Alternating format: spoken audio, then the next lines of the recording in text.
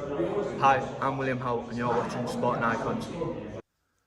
Okay, so I was watching an interview with Hughie Fury on Boxing King Media, and I'll put a link to it in the description box. Now, within this one, there's a few things that I felt and I noticed. Now, I could be wrong on all of it, but one thing I noticed is that he seems angry. And I can only put it down to the fact that he's been inactive again through no fault of his own. If you go back into his career, I think it's about 2017, that kind of time, I remember him fighting Fred Cassie, and then he had that skin condition, if you remember. Then he was out of the ring for the best part of a year and a half. He come back, fought Joseph Parker, started to get like a bit of momentum. Global lockdown hit. So he was out of the ring for a year then. Then he comes back, he had like a little bit of momentum going. He gets that deal with Sky Sports and Boxer. He fights Christian Hammer, which I was there ringside for. And now he's been out of the ring for another, year and a half? So if you put those three episodes together, that's like 4 years out of his career. 4 years of not only learning under the lights, but progressing with his career, moving up the rankings, and of course earning money. That's 4 years for a 28-year-old. That's a long time, all through no fault of his own. So that's the impression that I got from that interview, that he seemed quite pissed off. Now, I've seen people commenting how he shouldn't be mentioning the name of Anthony Joshua yet and things like that. Now, I see it a little bit different in the fact that he should be mentioning Joshua. He should be mentioning Martin Bakole. He should be mentioning all these guys, because ultimately, that's how you get the fights. Fights don't come to you, you have to go chasing for fights.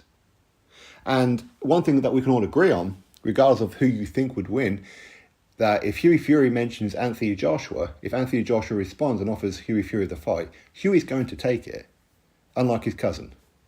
His cousin will mention Anthony Joshua without ever really have any intent on fighting him. Hughie would fight him. Hughie's a guy who went to Bulgaria to take on Pulev. He's a guy who jumped straight in with Joseph Parker after a year and a half layoff after that skin condition. He's a guy who got in there with Povetkin and whoever else. So Hughie will fight these guys, that's for sure. Now, as I said, I got the sense that he was a little bit pissed off. And again, I'm only guessing that it's down to another stint of inactivity. Of course, he's just coming through long COVID, hasn't he? Now, I see Michael Hunter seen that video as well, and he responded on social media saying, "Welcome back to Hughie Fury." And people on Twitter were trolling Michael Hunter a little bit by saying, at least Hughie would fight Filip Herkovich.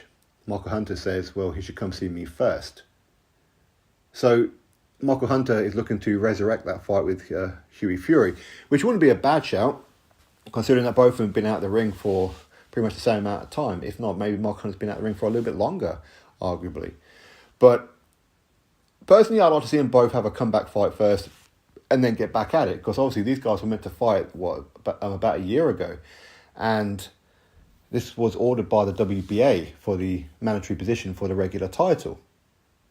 Hughie got that long COVID, he'd been out of the ring for all that time. And I've seen like a lot of people saying how Hughie was ducking the fight and all that kind of stuff. No, he genuinely wasn't. I know William Howe was in camp with him. In fact, William Howe's going to be having his pro debut soon. I won't tell you exactly when and where, but it's a big fight card.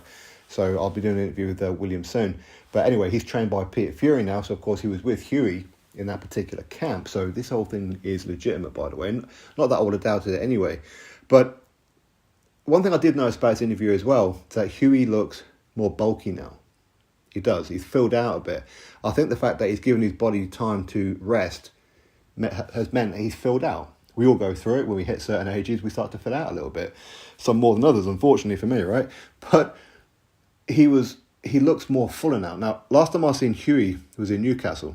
I was there ringside for the Christian Hammer fight, where he put an absolute beating on Christian Hammer to the point where Christian Hammer quit. And he did quit because he knew Hughie was about to knock him smooth. He was. And I'm backstage, I'm watching him warm up and everything, and he looks very, very slim, very slender. Now he's filled out a bit. So I'm expecting a totally different Hughie Fury. Now, Hughie's always going to be a boxer, hit and don't get hit. Okay, that's always going to be him. And we know he can take a punch. We've seen him getting lit up by Alexander Povetkin, and he was taking the shots like they were nothing. And Povetkin's always been known as a big puncher, right? And also know Hughie can punch very hard as well. So now he's got that extra weight on him. Now he's filled out a bit. I'm expecting a totally different Hughie Fury at times, where when Hughie throws those big punches, it's going to have more of an effect. So I'm excited to see Hughie Fury back.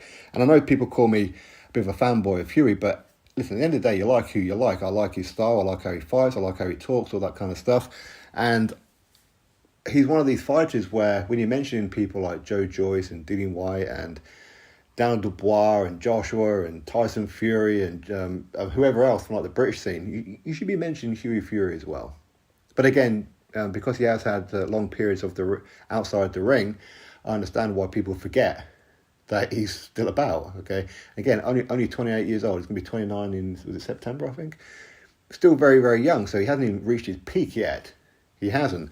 And these long stint layoffs haven't helped him. So that's why I'm getting the sense that he's very, very angry with what's going on. So I'm expecting a very angry Hughie Fury. So whoever it is that he fights back, I know when he's going to be coming back, but obviously that's for the official people like Boxing Sky Sports to put out. Be good to see him out. Just have a run out, doesn't matter who it is, some European or some African or whatever.